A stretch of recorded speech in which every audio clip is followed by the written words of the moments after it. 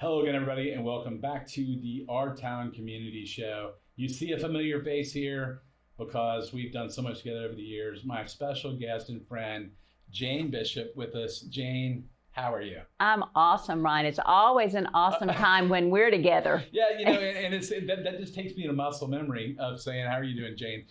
For those of you who've seen my Marketing Matters show, Jane and I have co-hosted and worked together for years doing that off and on. So it's like second nature having you. Oh, absolutely. So it's great. And let's just jump into it though, Jane. We got an audience from all over. Why don't you let our audience know a little bit about you, your family, friends, profession, what you do, and who you are. Okay.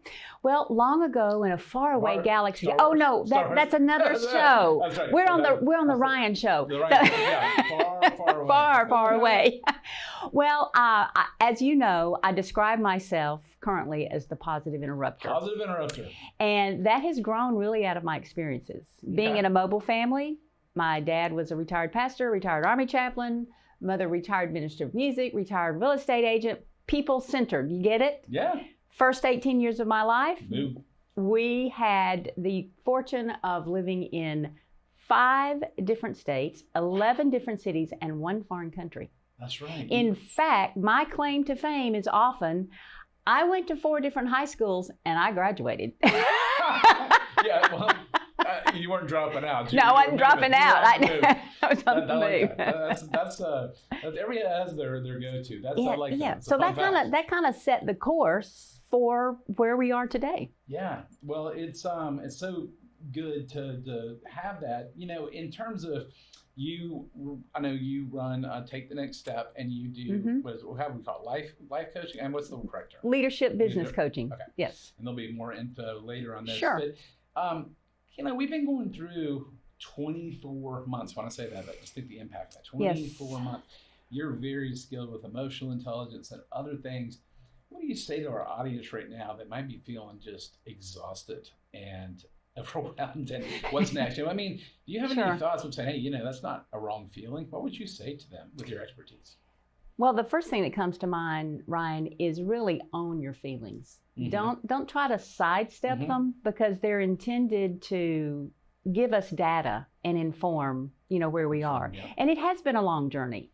And different people, early on in the pandemic, we heard everybody's in the same boat. Well, no, the boats are different, but the waters may be the same. Correct. Something, that's Jane's paraphrase of it. But Jainism. We're all going through something. Yes, a Jainism. But we're all going through something. And resilience, you've heard it said, it's kind of like insurance. We don't know we have it until we need it. No, the digging deep. The digging deep, yes. Because I know you've been wearing multiple hats. Yes. We don't need to get all that, but you've seen so many things firsthand. And we have an audience that, as a guest a couple of weeks ago said, it's just been start, stop, change, move forward. And you're kind of an expert in this. To the human psyche, humans don't like change to begin with. Right.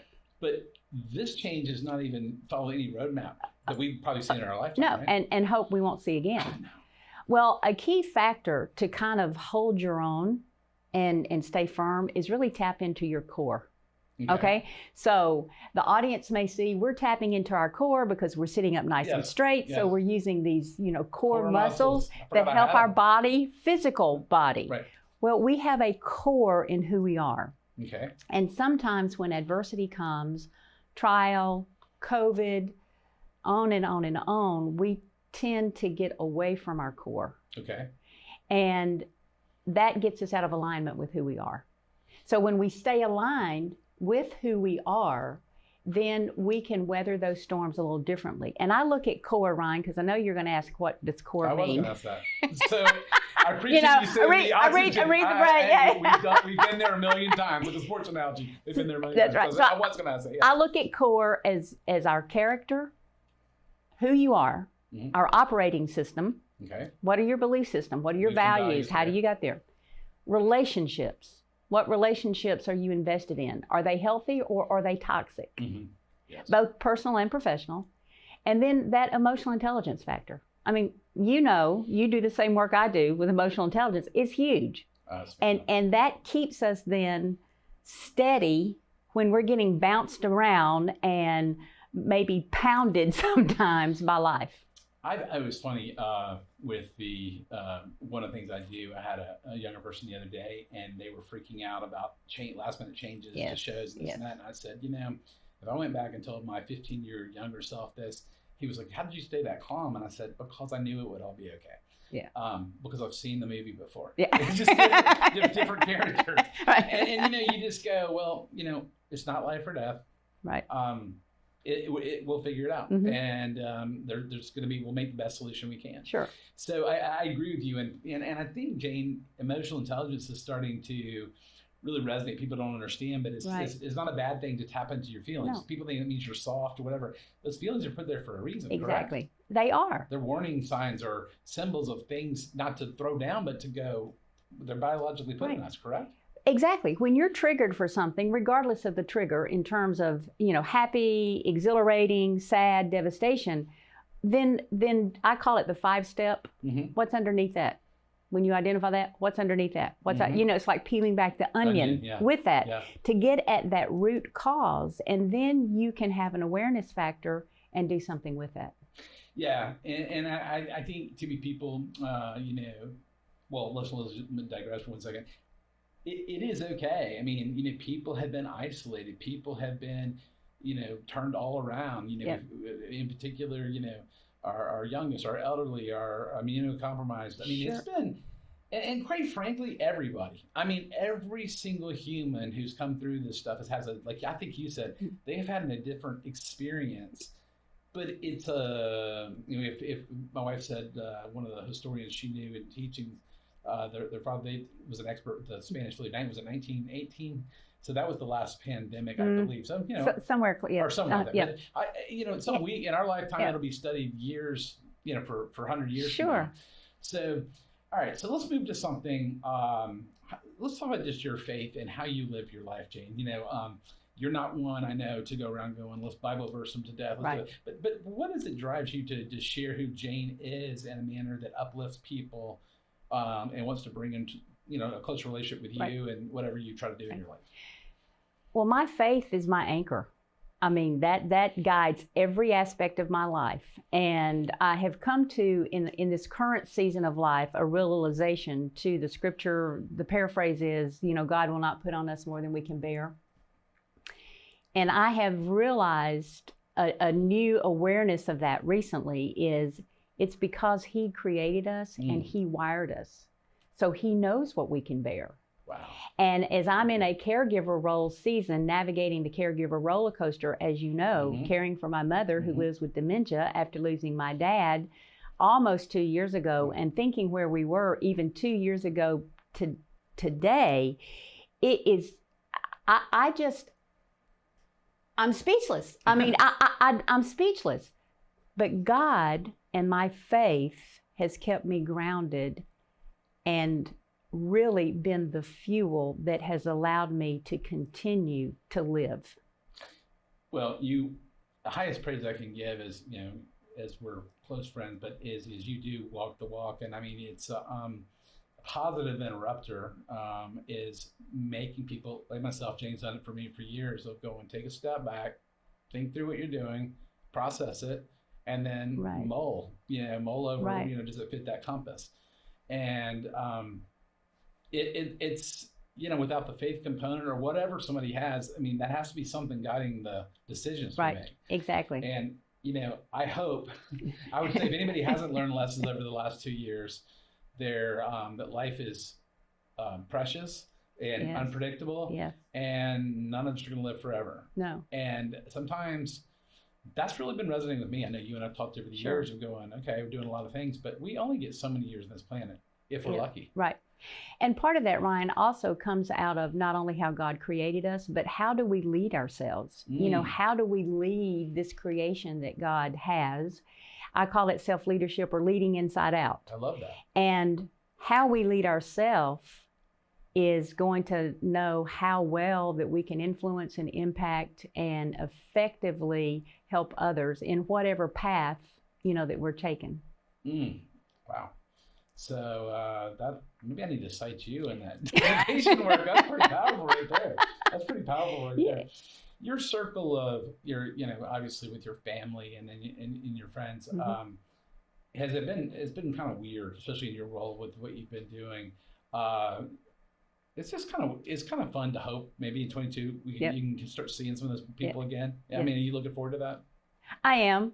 My situation, as long as I'm in the caregiver season, there will be some built-in parameters, COVID or non-COVID, pandemic, endemic, whatever.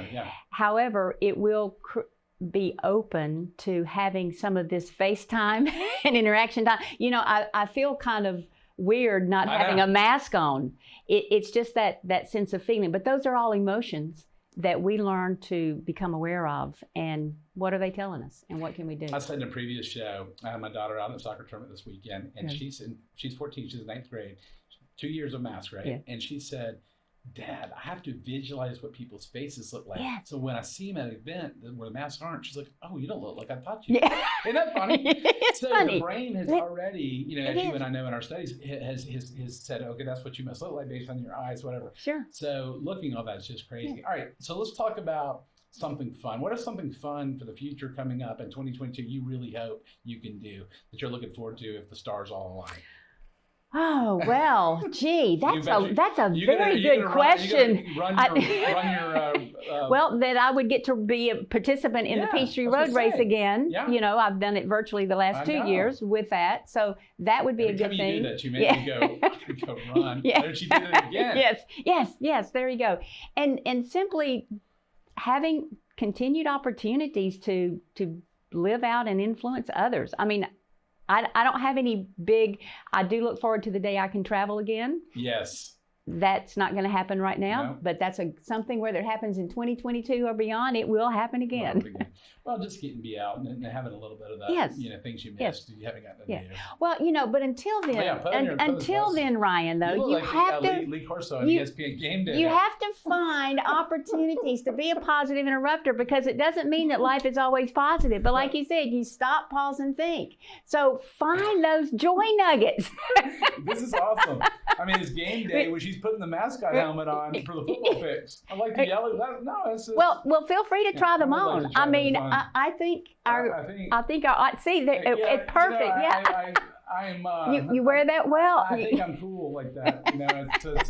They just make me happy. To wear these glasses. I really appreciate you taking me with those glasses, but I have not to experience them. And we need those just quick interruptions in our brain to help us live life. And laughter is a good thing. Yes, it is. It is. This weekend's trip I took with my daughter, we had more laughs. It was a strenuous trip, but it was a lot of life moments and a lot of laughter. So that was a very, very fun thing. Mm-hmm. But anyway, any final nuggets that person listening now going, well, they've weathered the storm, or they did this, or they did that you would just say into the camera to our audience, of whether it's keep the faith or whatever, you would like to share some wisdom as we kind of come to a close. Know who you are, tap into your core, and own that. And as John Mason would say, live your life as an original, because, as he says, you were born an original, not a copy. I love that. I absolutely love that. And that's right. We were all, no one can copy our DNA, right? No, exactly. They can copy our DNA, but they can't replicate our DNA. Exactly. Replicate our DNA. Yes. So, well, Jane, you are our dear friend, and I just appreciate you taking time to come on this show and share with our audience all your wisdom. Well, thank you, my friend. It's an honor to be here with you. Thank you. It's a pleasure. It's like old times, so I've missed those times. So that's what I'm looking forward in 2022. Yes. We'll get the band back together. Absolutely. Well, folks, you can watch this show, ourtownshow.com. And as I sign off, this is my town, this is your town, this is our town. See you next time.